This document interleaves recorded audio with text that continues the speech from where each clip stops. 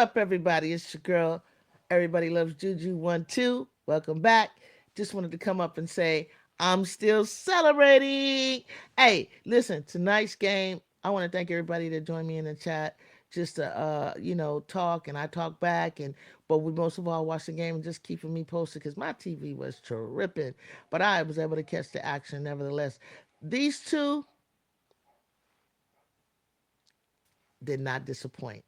All I know is tonight in Hartford, Connecticut, it was a sea of white as planned by Uconn to just surround the gymnasium with all Uconn supporters. As you know or may not know, last year these two teams and two ladies, All Americans, faced each other in the Elite Eight. Number one, number three, Uconn, and number one top seed USC. Well, they came up short. They lost by 7. So it's been almost, not even a year before these two have an opportunity uh, to face each other again, and they did not disappoint whatsoever. USC got off to a quick, fast start. Juju Watkins was hot from the gate. Um, they matched up and paired up with each other the way I thought they would. I noticed that Lindsey Gottlieb and USC used threw everything but the kitchen sink. They put every guard almost that was on that bench. There's still some more that I know of that in our pocket. We had a surprise return of the freshman Kennedy Smith, who I know I love and I rave about, and I know you know that I talk about her all the time, and I talk about how her presence was sorely missed. And she did not disappoint. She did exactly everything I needed to do. A couple of times she hit the floor, a couple of times, and I grimaced. But you know what? She's tough. She got back up, and she's playing what do you call it? Restricted minutes, I guess. But I think Kennedy, you did fabulous. You were doing everything we needed to do. The guards, Avery Howe, Kaylee Heckel, Talia Van Oliphant, Lilia Samuels, Juju Watkins, you guys held it down. You did your part. Now the real test was inside with Kiki Arioffen and Rhea Marshall. Rhea Marshall was a leader today. She was talking. She was fired up. She was hyped. Kiki Arioffen had very good looks, facing up to the basket. Uh, you know, backing into the post.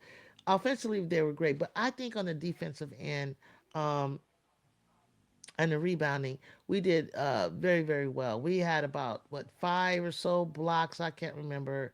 I shouldn't say that I can't remember. All I gotta do is look. Our blocks in this game were just huge all the way across the board. I love the assists that were in the that were going down within the game as well. Let me tell you how many blocks we had for the game.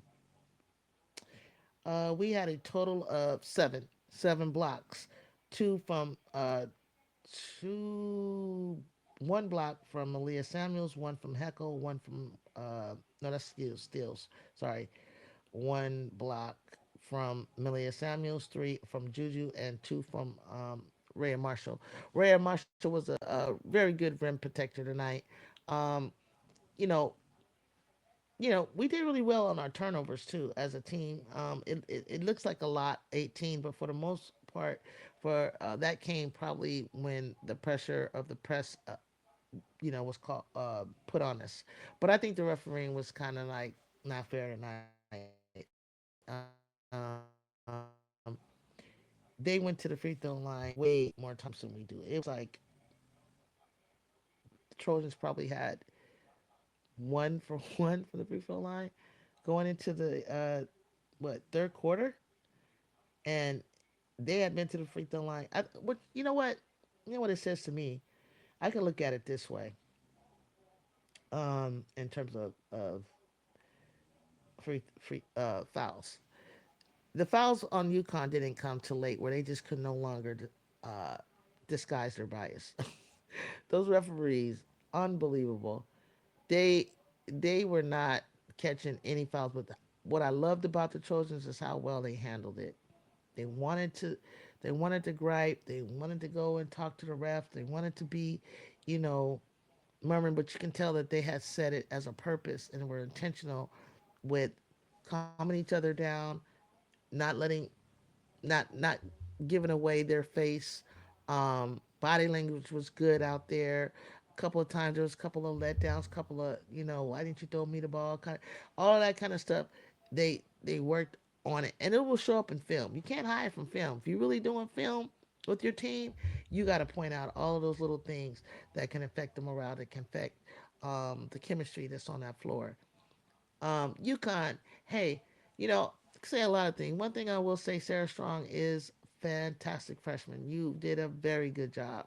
Um, Even to the point where, you know, I hope she doesn't feel that any of this is, missing the free throws at the end. That doesn't really cost you a game. The game is won in between those lines at those times. So, um, but overall, like, hats off to UConn. They fought back from an 8 point deficit to close the gap and tie the game 67-67. But this is where the magic begins. And I think that I hope the team is recognizing the newcomers, that you get the ball into Juju Watkins' hands at the end of the game. You get the ball in her and be ready for her to be trapped or tripled or whatever. And she doesn't draw the foul, then please get yourself open. She will get you the ball. Drew had, let's see how many assists she had. 5. So, any narratives that could be out there that she's a ball hog or she's this or she's that, check this out. She's inefficient. She can't go left. I saw plenty of going left.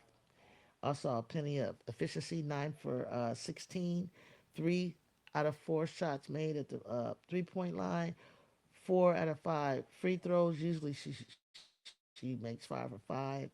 She's got rebounding 6. She's got 5 assists, 1 steal, and 3 blocks for 25 points. High score of the game. Juju Watkins, you are her. Paige, you did very good. You had 22 points. Um, but your shooting in the beginning scared me. I thought you were about to have a 2 for 11 night like you had at Louisville, but you stepped up and you cleaned that up to end with 9 for 22, 2 for 8 from the three, not so good. 2 for 4 of the free throws. I was shocked that you missed your free throws. Um, Nothing jumps out at me in terms of like over 3 of anything in the other categories. So tonight, we got to see AJ Fudd for a moment, but her presence wasn't as impactful, I think, as a returning um, into the game as much as was Kennedy's. Kennedy being on that floor, she was so impactful. Like, I cannot wait for that piece of the puzzle to return. But anyway, getting back to the story, listen, uh, this game was absolutely everything that it was built to be. It's something that you can go back and watch. If you haven't caught it, it was on Fox Sports. If you have directed TV, go to your library, go to your on demand. You may be able to find it there, and I'm sure it's going to be replayed um, on YouTube. But what I would say to anybody, if there's any way that you have recorded this game, don't go run. Do not watch highlights only. Go and just watch the game in general and feel the moment and feel the intensity and the importance psychologically for this win. I think this is a big boost for USC Trojans. I think they can go into their holidays and enjoy their family and cooking and presents, and before we gear up for December 29th against Michigan. At home, be there, be square. UConn, I understand on their schedule, I think they have another non-conference of Texas, and then and their final non-conference would be South Carolina per usual in February. Um, I think Tennessee, not Texas. I apologize. Tennessee, and Tennessee is playing some good ball right now. I mean that game is going to be a good challenge for UConn because I really feel like Tennessee, even though they're not even near the top 10 rankings per se, they're close, but I think Tennessee would want to make a statement as well by beating UConn. And as you know, AP top 25 is Monday, and every Monday I like to go over it with you live and talk about the top 25 rankings. If I believe that I'll talk about what I think about where the rankings are and how we're ranked. I'm looking forward to USC moving to this spot and this team moved to that spot. Just swap spots. I don't think that UConn necessarily should ever like drop out of the top 10 or anything. I don't think they're on the skid, but I think that they should swap spots. And as we get closer to uh, getting back to our rightful spot as we go through the Big Ten Conference. So, again, hey, I just wanted to come back up here and just tell you so you see my face. I'm still excited. I got a lot of I'm gonna go over and watch the game again.